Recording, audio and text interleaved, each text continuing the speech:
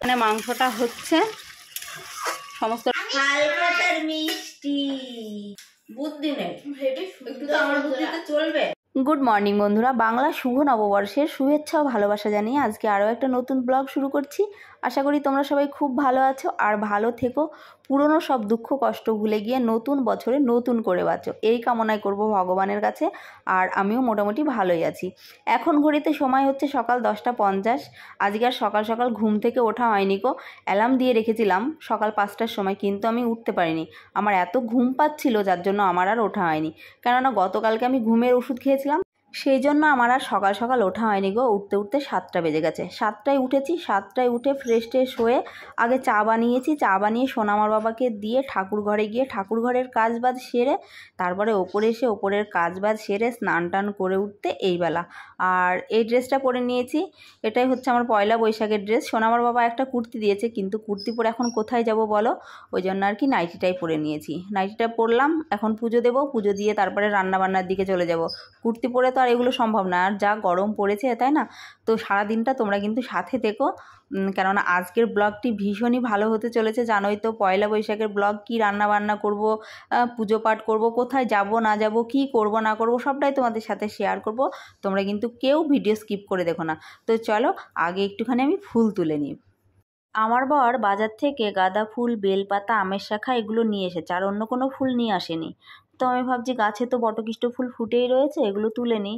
বেকার সেই গাছে থাকলে রোদের তেজে এগুলো শুকিয়ে যাবে, আর তুলে নিলে এগুলো পুজোয় লেগে যাবে। ওই জন্য আর কি ফুলগুলো তুলে নিলাম। আর একটু দূর্বাও তুলে নিচ্ছি, ওগুলো লাগবে, কেননা নতুন করে একটা ঘট বসাতে হবে।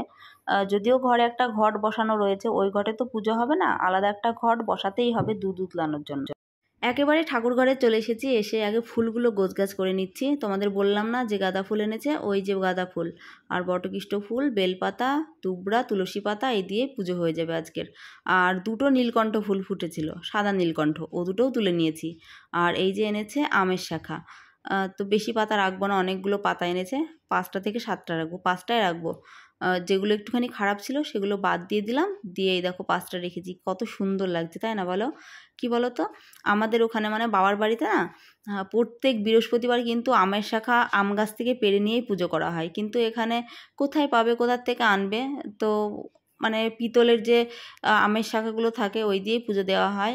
আর আজকে যেহেতু আলাদা একটা ঘট বসবে, ওই জন্য আমের শাখা ম্যানেজ করা হয়েছে। আম গাছ নেই এমনটা নয়, আছে, বাট কে ম্যানেজ করবে? ম্যানেজ করার মতো মানুষ নেই, মানুষের অভাব। তো সোনামার বাবা যেহেতু আজকে কাজে যায়নি, আজকে তো পয়লা বৈশাখ, কী করে কাজে যাবে তাই না? ও বলছিল রাতের বেলায় যে আজকে কাজে যাবো রূপা, আমি বলেছি না, পয়লা বৈশাখ কাজে যাবে না, ও বাড়িতেই ছিল। তাই জন্য এগুলো আমাকে কিন্তু ম্যানেজ করে দিতে পেরেছে। তো ফুলগুলো ধুয়ে নিয়েছি। আর ঠাকুরের বাসনপত্র তো সকালেই আমি মেজে নিয়েছিলাম, একটুখানি চন্দন দিয়ে দিলাম, ঠাকুরের গাগুলো মুছে নিয়েছি।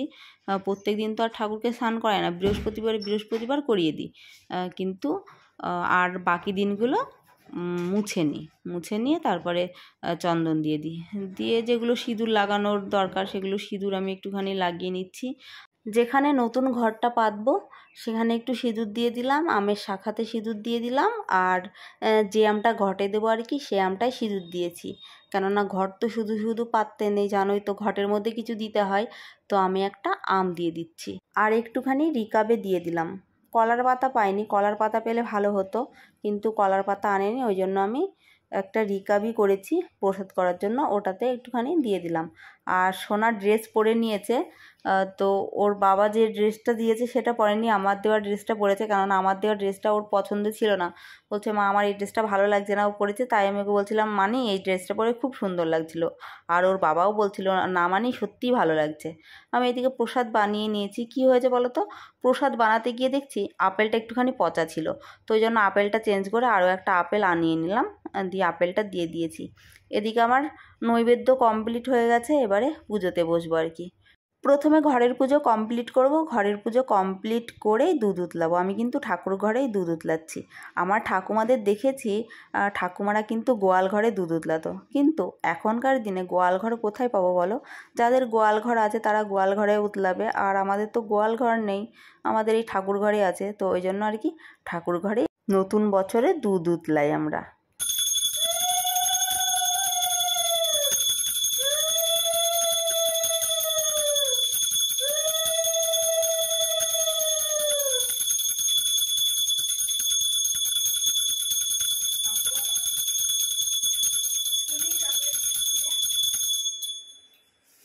আজকে কিন্তু আমার বর আমাকে অনেকটাই হেল্প করেছে, অন্যান্য দিনের তুলনায় আজকে একটু বেশি হেল্প করেছে। অন্য দিন তো ওকে ধরেই পাওয়া যায় না, কাজে যাবে না কিন্তু বাড়িতে থাকে না, ও বাজার বাজার ঘুরে বেড়ায়।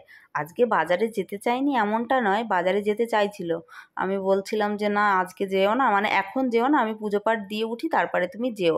কেননা একলা হাতে না এত কিছু গোছগাছ করে পুজো পাঠ দিয়ে রান্না বান্না করা সত্যিই সম্ভব না, জানো তো, অনেকটা লেট হয়ে যায়। এমনিতেই অনেক লেট হয়ে গেছে, লেটে উঠেছি, চোখে একটা ঘুম ঘুম ব্যাপার, তো ওই জন্য। আর কি বলো তো, ধোয়াটা আটকে গেছে। পাটকাঠি দিয়ে, যদিও অন্য কিছু দিয়ে তো দুধ উতলানো সম্ভবই নয়, পাটকাঠির জাল, তবুও যেন ধোয়াটা কেমনই যেন একটা ধোঁয়াশা অন্ধকার হয়ে গেছে, তাই না, ঘরের মধ্যে। ওই জন্য সবাই কিন্তু বাইরেই দুধ উতলাই, কিন্তু ওই যে কি করব, কোথায় উতলাবো বলো। আমাদের যে উঠান আছে, উঠানও নেই, অল্প একটু উঠান, তার মধ্যে ওই গাড়ি টাড়ি রাখা আছে, হবে না, ওই জন্য আর কি ঠাকুর ঘরেই উতলে নিলাম। শান আছে, যদিও শানটা চটবে না, যার জন্য তলে বালি দেওয়া হয়েছে, মানে লাল বালি দিয়েছি। এবারে দুধটা উঠলেই ঠাকুর ঘরের কাজ কমপ্লিট হয়ে যাবে, চলে যাব ওপরে তুলসী তলায়। ওখানে একটুখানি কাজ বাকি আছে, ওই কাজটা কমপ্লিট করে নিই, তারপরে দেখা হচ্ছে, কেমন। পুজোটা কমপ্লিট করে নিয়েছি, আর প্রসাদও তোলা হয়ে গেছে, ঘেমে পুরো স্নান হয়ে গেছি। তো চলো এবার ওপরে যাই, ওপরে গিয়ে প্রসাদ খেয়ে জল মুখে দিয়ে তারপরে রান্না বসাবো। তো চলো, এই দেখো সব তুলেও নিয়েছি। আর এই যে হচ্ছে প্রসাদ, আর এই ঘরটা এখন থাকলো, পরে তুলবো, এগুলো পরে ফেলবো। সকালবেলা আলু ভাতে দুটো ভাত করে রেখেছিলাম, আমার বড় ভাগ্য, তা না হলে পুজো দিয়ে উঠে কি খেতাম, এত খিদে পেয়েছে কি বলবো। এই ভাত কটা খাই, খেয়ে তারপরে একটুখানি জল খেয়ে তারপরে রান্নার দিকে চলে যাব। রান্নাটা বসিয়ে দিয়েছি, ভাত অলরেডি নেমে গেছে, অনেক লেট হয়ে গেল, একটা পার হয়ে গেছে। কখন রান্না হবে কখন খাওয়া হবে জানি না। আলু সেদ্ধ ভাত তো খেয়েই নিয়েছি দেখলে। আর এই দেখো ভাতটা এইসবে নামালাম, ভাত নামিয়েছি, শাক কেটে নিয়েছি আর টমেটো। মাংসটা বসিয়ে দিয়েছি, মাংসটা হচ্ছে এরকম, মাংসের মধ্যে হচ্ছে। আর এখানে একটু দিয়েছি পায়েস। আজকে রান্না করব লাল শাক, পায়েস, চাটনি আর খাসির মাংস। ডাল করব না, ডাল করলে বেকার নষ্ট হবে, ওই জন্য এগুলোই করব। দেখি মাংসটা প্রেসারে দিয়ে দেবো, মাংসটা প্রেসারে দিয়ে শাক আর চাটনিটা করে নেব। কি দিন মাইরি, আর এত ঘুম লাগছে কি বলবো, প্রচুর ঘুম লাগছে। আমি শুলেই ঘুমিয়ে যাব এরকম পরিস্থিতি, কিন্তু তবুও করতে হচ্ছে, কি আর করা যাবে বলো। আর আমার ড্রেসটা কেমন লেগেছে অবশ্যই জানিও, নাইটিটা আর কি। আর সোনাকে দিয়েছি, সোনাও ড্রেসটা পরেছে। ওর বাবাকে দিয়েছি একটা গেঞ্জি, একটা হাফ প্যান্ট আর একটা ফুল প্যান্ট, দুটো ফুল প্যান্ট দিয়েছি। হলুদ কালারের একটা গেঞ্জি দিয়েছি। ও বলছে এখন পরবে না, ও বিকেলে পরবে, তখন পরে পড়ুক। আমার দেওয়ার কর্তব্য আমি দিয়ে দিয়েছি, কর্তব্য বললে ভুল হবে, কর্তব্য না ঠিক, মানে প্রত্যেক বছরই দিই তো, এক বছর মিস্টেক গেলে কেমন যেন লাগে। মানে বিয়ে হয়ে থেকে প্রত্যেক বছরই আমি কিন্তু ওকে পয়লা বৈশাখ পুজোতে দিই, সেজন্য একবার না দিলে না কেমনই লাগবে, তাই না। সেদিকে রান্নাটা হতে থাক, আর কতগুলো বাসন বেরিয়েছে তখন খেলাম, ওই বাসনগুলো একটু মেজে নিই, রান্নাটা কমপ্লিট করব। কমপ্লিট করে বাসন যদি মাজতে পারি মাজবো, তা নাহলে আজকে থেকে যাবে। আজকে আর পারছি না জানো তো, ঘুমের জন্য অতিরিক্ত ঘুম পাচ্ছি। আর একটা পার হয়েই গেছে, সোনার আবার নাচ আছে। ও বলছে যে মা আজকে আমি নাচে যেতে পারবো না, আমার ভালো লাগছে না, আজকের দিনটা খারাপ জানো তো মা, তাই বলছে। মানে ওর আজকে ইচ্ছা নেই নাচে যাওয়ার, তো দেখা যাক, সময় তো হোক, 4:30টায় নাচের ক্লাস আছে, যদি তখন ও ভালো মনে করে যাবে। আর জোর দেবো না, যা গরম পড়েছে, কেমনই যেন একটা লাগছে, আমারও কেমন লাগছে জানো তো। দেখি ওর যদি ইচ্ছা করে, পরে যদি মত চেঞ্জ হয় তো পরে যাবে, এখনও শুয়ে আছে, শুয়ে থাক, আমি রান্নাটা ততক্ষণে সেরে নিই, তোমরা আমার সাথে দেখো। এখানে মাংসটা হচ্ছে, সমস্ত রকম মশলাপাতি দিয়ে একটু জল দিয়েছি, এটা শুকিয়ে গেলে তারপরে ভালোভাবে কষিয়ে নেব। আর এখানে হচ্ছে পায়েস, মাংসের আলুটা ভেজে নিয়েছি। আর একটা কথা তোমাদের বলতে ভুলে গেছি, একটা বাটা মাছ এনেছে জানো তো, মাছটাকে কেটে লবণ হলুদ মাখিয়ে রেখেছি, ওটার সর্ষে বাটা করব। মাংসটাকে প্রেসারে দিয়ে দিই, মাংসটাকে প্রেসারে দিয়ে মাছটা করে তারপরে শাকটা করব। দেখো চাটনিটা হচ্ছে, আর প্রেসারে দিয়েছি মাংস, আর মাছটা নেমে গেছে, সর্ষে বাটা করলাম বাটা মাছের। এরকম মাছটাও নেমে গেছে, আর এই যে পায়েসটাও হয়ে গেছে। জামা কাপড়গুলো করে তুলে রাখি, ভাজা ভাজা হয়ে গেল। তুলে রেখে চাটনিটা নামিয়ে শাকটা করবো, তাহলেই রান্না কমপ্লিট। ছাদ পুরো তেতে গেছে।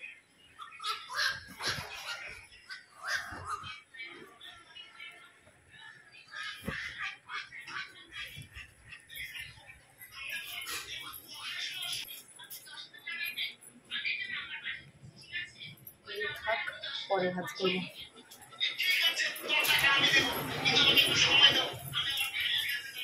রান্নাটা কমপ্লিট করে নিই, কমপ্লিট করে তারপরে দেখাচ্ছি। রান্না কমপ্লিট করে একেবারে ঘরের মধ্যে নিয়ে এলাম। বাইরে প্রচণ্ড গরম, খাওয়া যাবে না, ওই জন্য এসিটা অন হয়ে গেছে। এবারে ধীরে স্থিরে টুকটুক টুকটুক করে খাবো 1 ঘন্টা ধরে, বুঝেছো? যা কিছু রান্না করেছি এবার খেতে তো হবে, না খেলে তো সব নষ্ট হয়ে যাবে। মাছের ঝোল করেছি, মাংস করেছি, শাক করেছি, চাটনি আছে, পায়েস আছে, সাথে দই আছে, শুধু মিষ্টিটা নেই। মিষ্টিটা সন্ধ্যাবেলায় খাবো, বুঝেছো? এই হচ্ছে ভাত। তো চলো ব্যাক ক্যামেরায় এক ঝলক দেখিয়ে দিই। 2:30 বেজে গেছে, খিদে পেয়েছে প্রচুর, খেয়ে নি। মাংস দেখে না আর লোভ সামলাতে পারছি না, কতক্ষণে ভাতটা খাবো এরকম মনে হচ্ছে। তো চলো ব্যাক ক্যামেরা এক ঝলক দেখিয়ে খেয়ে নি। বাটা মাছের সর্ষে বাটা, এই হচ্ছে লাল শাক, এই হচ্ছে মটন, এই যে পায়েস আর চাটনি, এই যে দই, আর হাঁড়িতে রয়েছে ভাত। তো চলো থালা নিয়ে নিয়েছি, খাওয়াটা এবারে কমপ্লিট করি।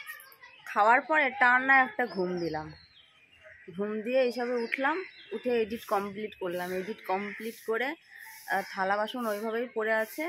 আজকে আর মনে হয় মাজা হবে না, কালকে যদি সন্ধ্যাবেলায় সময় হয় তাহলে মাজবো, তা না হলে মাজবো না, ওইভাবেই থাকবে। কালকে সকালে উঠে করবো।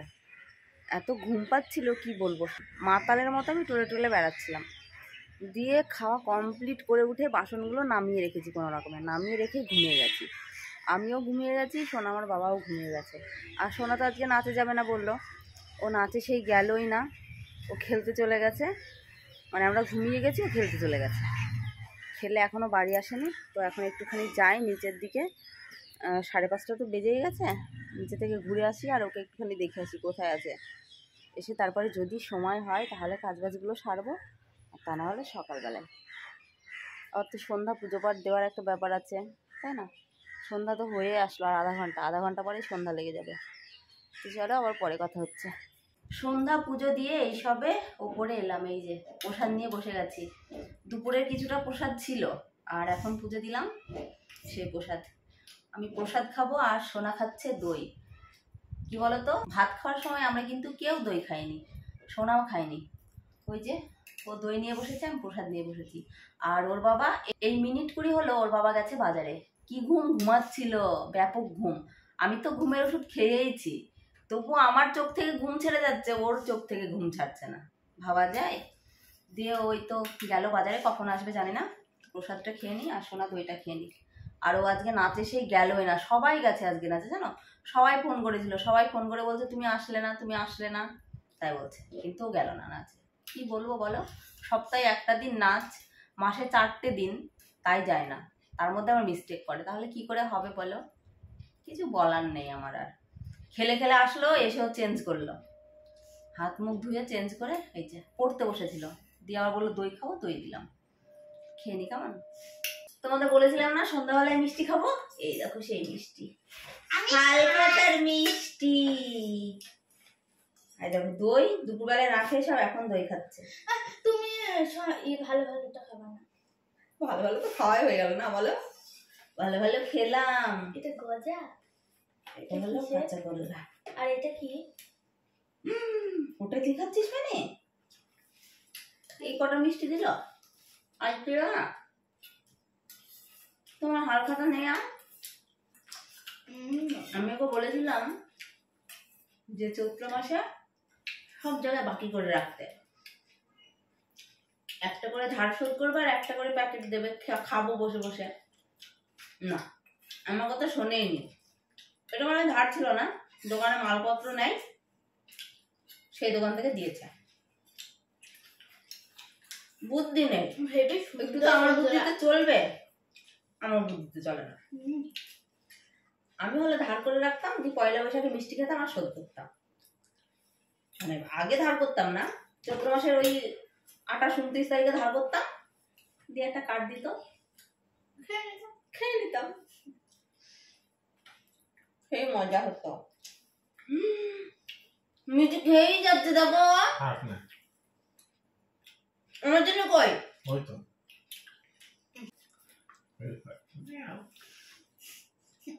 আমাকে এবার থেকে ম্যাও ম্যাও করে ডাকবা, ঠিক আছে?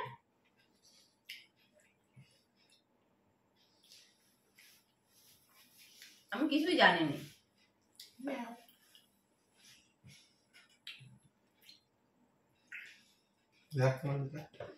এটা মিষ্টি না, জানো? ম্যাও আবার কিসে? রাত্রি 10টা 10-এ খেতে বসেছি, ভাবতে পারো তাহলে কখন ঘুমাবো আজকে আবার? সোনার কালকে সকালে স্কুল আছে, ওষুধ খেয়ে শুয়ে গেলে তো আর উঠতে পারবো না। আসলে কি বলতো, হালকা তার মিষ্টি এনেছিল, খেলাম, খেয়ে একটু জল খেয়েছি, পেট ভরা ছিল, খিদে পাচ্ছিল না। এখনো খিদে পাইনি, তবুও ভাবছি না আর লেট করে লাভ নেই, 10টা পার হয়ে গেছে, এবারে খেয়ে নেওয়া দরকার। ওই জন্য আর কি খেতে এলাম। শুধুমাত্র মাংসটাই গরম করেছি। এই যে খাওয়াটা কমপ্লিট করি। খাওয়া কমপ্লিট করে উঠেই এই যে একটু ফ্রেশ হয়ে ঘরে চলে এলাম। এবারে চেঞ্জ করব, ওষুধ খাবো, একটু ক্রিম লাগাবো, দিয়ে শুয়ে যাব। 11:15 বেজেই গেছে। সব ওষুধ তো একবারে খেতে পারবো না, এখন 4টে খাবো, এখন 5টা খাবো, আর আধা ঘন্টা পরে 4টে খাবো। 9টা ওষুধ, ওষুধগুলো খেয়ে নিই। ঘুম নেই আসলে, কি বলতো, একটুখানি ঘুমিয়েছি দুপুরবেলায়, এবার ওষুধ যেই পেটে পড়বে মিনিট 20-এর মধ্যে ঘুমিয়ে যাব, সেটা আমি জানি। কোনটা যে ঘুমের ওষুধ কি জানি, যেটা ঘুমের ট্যাবলেট সেটা অর্ধেক করে খাবো, কালকে দেখিয়ে নিয়ে আসতে বলবো। বলবো যে ঘুমের ট্যাবলেট যেগুলো, মানে যেটা ঘুমের ট্যাবলেট সেটা যেন দেখিয়ে দেয়, সুবিধা হবে। কেননা একটা বড়ি খেয়ে নিচ্ছি তো, দিয়ে রাতে খাচ্ছি, সকালে উঠতে ইচ্ছা করছে না, আবার দুপুরে, মানে দুপুর বলতে কি সারাদিনটা ঘুম ঘুম ঘুম ঘুম লেগেই আছে। বিকেলবেলায় তো আমি জোরে মারে উঠলাম, এডিট হয়েছিল না বলে, সেই ঘুম ছাড়ছিলই না চোখের থেকে, জানো।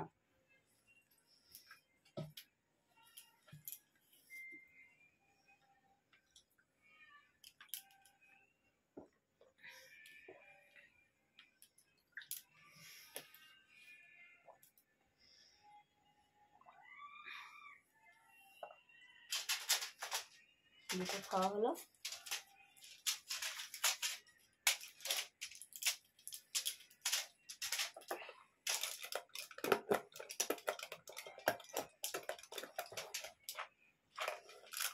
খোলে না কেন?